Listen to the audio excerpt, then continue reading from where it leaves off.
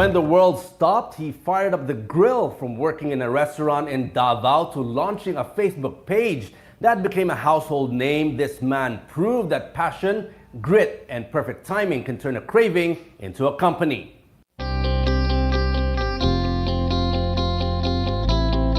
Today, we sit down with a man who turned the pandemic into opportunity, his kitchen into a brand, and his brand into a movement. Let's welcome the chief meathead himself, Alexander Tiaoqui of Steak.PH and the steak market. Alex, welcome to the show. Thank you for joining us this morning. Thank you, Robert. I'm glad to be here. Now, Alex, before the steak, before the brand, who were you and what were you doing? Well, I was one of those Pinoys who had an American dream. I moved to the States after UP. I became a dishwasher and then a waiter.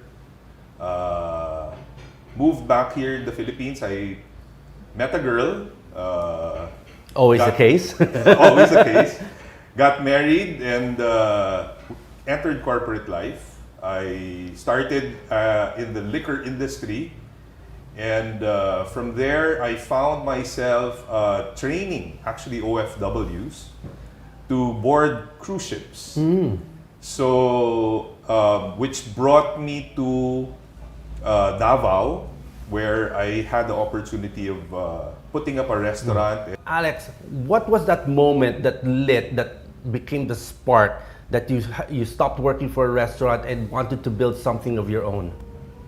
I've always wanted to have my own business. Corporate life was something that really did not satisfy me. I wanted something that we could call our own. And food has always been a big part of my life. You know? So in the family, the best memories we have are sharing meals with each other. So, and steak was a big part of that. Alex, I really like the story that you told me about being stuck in traffic, but you were getting frustrated, you were hungry, but instead of blowing the horn and going on a road rampage, you said you found clarity. Now, at that moment, what clicked in your mind? It was really about time. You know, a lot of Filipinos, like you and me, get stuck in traffic all the time, and it's frustrating because you could be doing something else, you could be more productive. So I said, I really wanted to put up a steakhouse, but the hyper competitive nature of that industry really scared me. So I said, if I love steak so much, maybe it's in a different capacity, maybe looking for the best steaks and delivering it straight to people so that they can have more access to the best steaks in the world.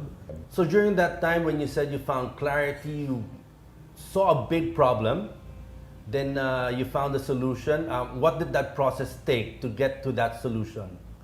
Actually, it started when my daughter asked me to pay for her Lazada order long time ago. And I interviewed the delivery rider and discovered that the process of delivering goods to direct to consumers. So we hired our own motorcycle rider in the beginning, and then fortunately enough, a few months later, Lalamove started. And actually before that, we delivered steaks using Uber, and then Uber stopped allowing products to be delivered. So they focused on moving people. So we shifted to Lalamove, and then the rest is history. During that time, was steak a hard product to get? Definitely. Steaks back then were only accessible. And expensive. They were available only in the best hotels, the top restaurants, and delis that were very expensive. So in my experience in Davao, working with the suppliers, I realized that there is a gap. You know, there was a gap that could be filled. Wasn't it tiring, smelling beef all day, all night? Yeah, I actually smelled like beef many hours of the day. So that was really my life. I said to myself, I had to really immerse myself into all the facets of it to really, familiarize myself with the product. And it paid off. What kind of capital did you have to put in, and what kind of equipment did you have to buy to start this? Well, our first investment was really buying a freezer,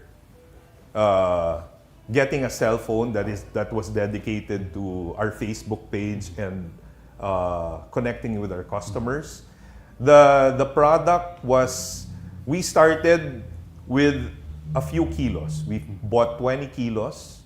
Back then, we used 120,000 of our capital and just kept rolling it, rolling it and rolling it. How long did it take before you were able to get traction and say that, okay, this is starting to be a business already that you can do full time? Actually, we started during the Christmas season. So immediately, amongst friends and family, they ordered for gifting, they ordered for their Noche Buena, they ordered for their family gatherings. And word spread quickly because the product was really spoke for itself. I think that's one thing that we really invested in. Now, when we talk about steak, Alex, it's really on the expensive side, right? Not many people could afford it. How did you bring it together and make it more affordable for more people to be able to buy and appreciate a good steak? Actually, what we have no minimum for delivery, and when we did bazaars, people could have their steak sliced from the roast beef that we prepared, even just 50 grams or 100 grams. It's really the portioning and sampling, no? And when they tried it, it gave people more confidence to purchase products. Now, Alex, from 2016, when you opened Steak.PH online, no storefront, fast forward 2020, pandemic hit, where a lot of businesses started closing down, people lost jobs. It was different for your business. You actually got a lot of traction during the pandemic. Can you take us through that time? We were quite fortunate because by then we'd already been operating for 4 years. We had moved to a much bigger home because our business actually is home-based. And we were lucky that we had inventory that we could sell. And I also learned how to butcher myself. So that's all we did the whole day. Prepare cutting steaks, vacuum sealing steaks, and manning our social media. Did this help in bringing down the price of the steak and making it more affordable? Is that one way you can put that? Definitely. And also our household help. We converted our household into staff and crew for the business. So it really definitely lowered our cost. We wanted to give our customers online sort of a shop experience because we really knew the products, we researched, and we could, share information about the steaks that we carry to our customers. And even cooking tips. We developed a cooking guide, a no-mistake cooking guide that we would share with our customers. Because when you cook with great products, your margin for error is actually lesser. Alex, we still have much to discuss, and after the break, of course, what people, our viewers will be want to see is our taste test of your steak. But before that, Alex, we'll take a short break. Trade Talks My Milyonaryo. We'll be right back.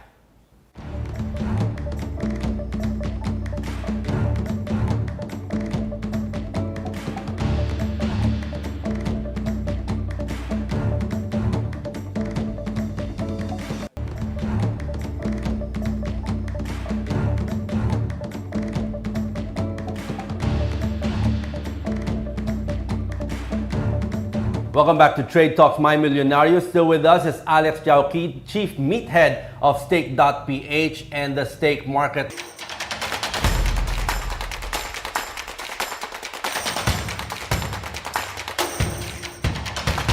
Okay, Alex, this is the moment we've been waiting for, the taste test part of the show.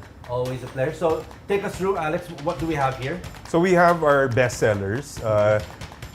Two ribeyes. One is choice grade, So, this one. and this is the prime grade. So the prime grade represents the top 2% of all the premium beef that is available in the Angus line. No? And choice grade is also premium, but it represents the top 25%.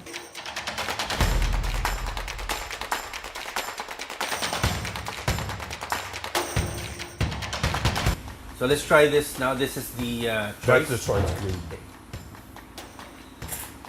Just looking at it, it's really making me hungry. Now, I'm curious, Alex, you were showing me bacon, but it's not made from pork. It's really still made from beef. Yes, it's made from beef. So basically, we call this our beef bacon tapa. So we use it for our Caesar salad also, and it's a different style of tapa. It's more on the it's salt cured, so it's not sweet.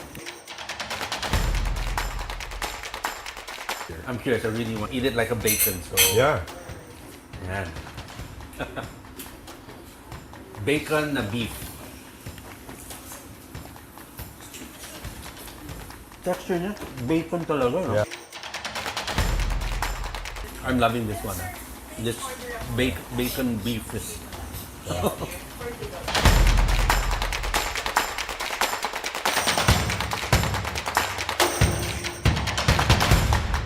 Really good steak. Thank you.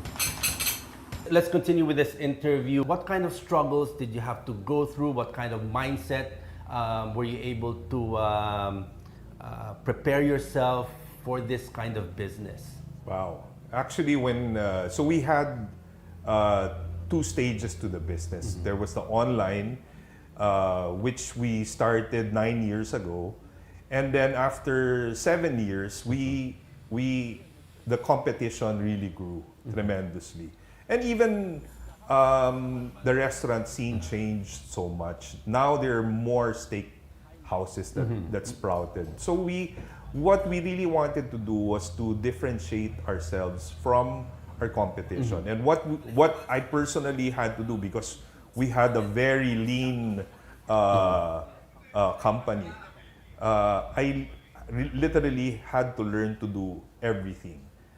So it was very, very long hours in a very, very small and hot kitchen. And the only person that I had with me back then was our cook at home before. So it was a two-man team serving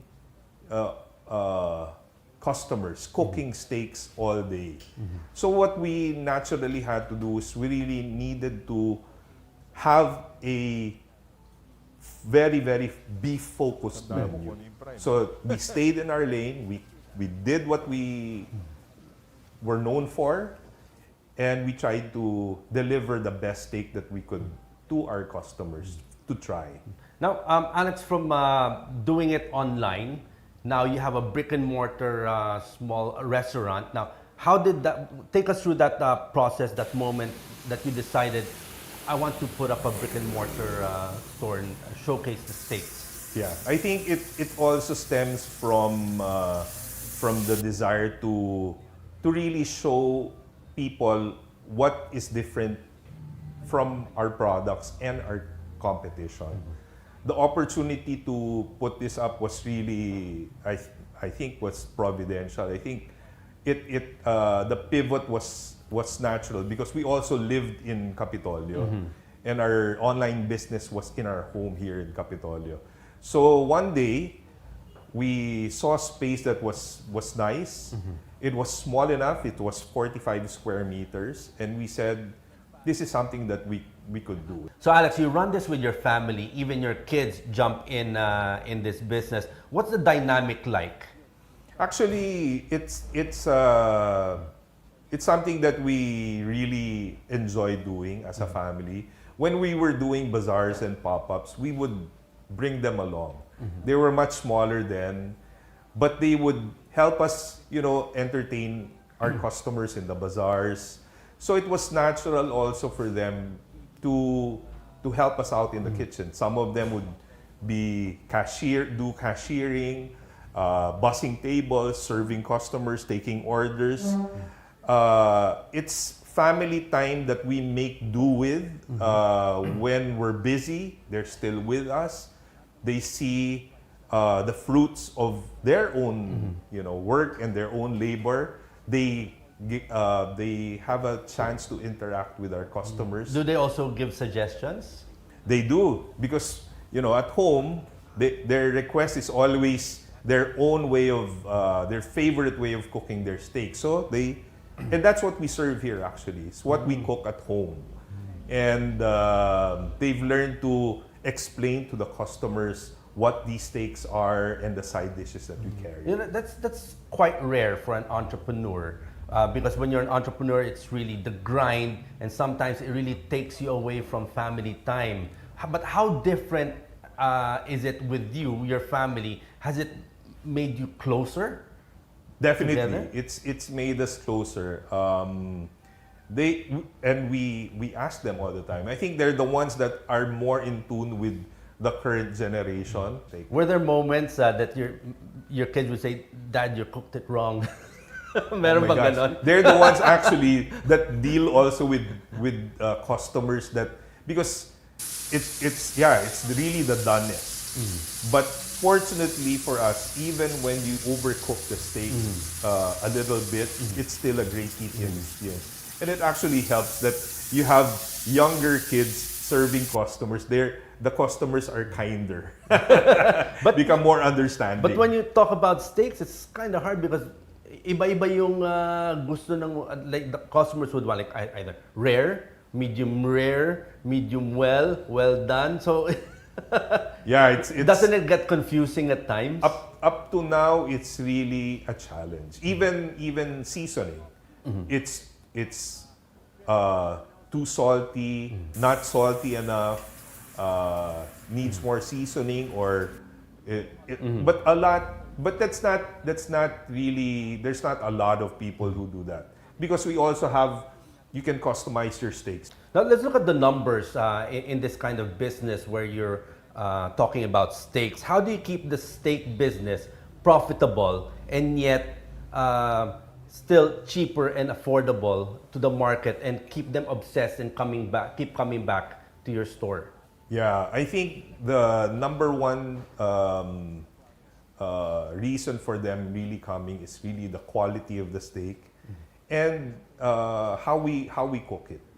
We really put a lot of care into it. And talking about price, I think a lot of your viewers will know really the more popular steak places around Metro Manila.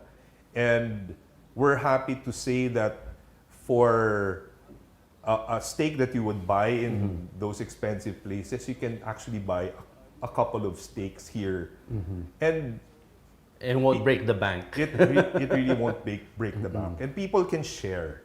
Now, Alex, you've worked with bosses before. Now you lead a crew. You have your own business. What kind of advices were you given before, life advice or business advice, that still stick with you today in how you lead your team? Actually, what I share with our staff really is, whatever you do, you need to put our guests at the very center of every decision that you make. We will talk about, standards of cooking or standards of plating or standards of service. I allow our staff to do what they want as long as they do it with the intention of making our guests happy. Because as long as the guest can really feel the concern and the love that they put into the dish, it translates really to the customer. Now, Alex, after all these years, when you look at a perfectly grilled steak, what does it mean to you? What does it represent? Is it discipline? Is it passion? Is it legacy? To me, it's about respect. I think coming from a time that you're fighting for every peso to spend on the best food that you can find, coming across really great quality ingredients, you really have to respect. Like if you look at the farms that produce these wonderful meats, no, you can see the intention and the care. And the only way you can bring out the best out of it is really to put care and talagang refine your craft even further. I think to pay respect to such a great ingredient, you really have to have passion and continuously strive for not perfection but excellence. Alex, when an entrepreneur runs a business, they usually call themselves chief executive officer, president, chairman, but you call yourself Chief Meathead. How did that come about, and what does that mean to you? Well, having decided to get into this business, it really occupies half of my brain. I mean, coming up with ways to cook the steak. There are many ways. I mean, you watch Michelin-starred chefs online, and they share their experiences. But having cooked now, I mean, in the 2 years that we've been around, we've cooked around 40,000 steaks. And it's really part of my life. Now, you've built this from scratch, Alex. You've pivoted under pressure, led with flavor. What's next for the Chief Meathead and Steak.PH? Okay. Actually, we're fortunate because from our online business of selling, delivering steaks, we know where our customers are. So we know that if we stop here, I asked my wife, are you happy with this? Will you be happy? In fact, if we do this, continue to do well here, we'll be okay. But what do you want? So I asked also my kids, no?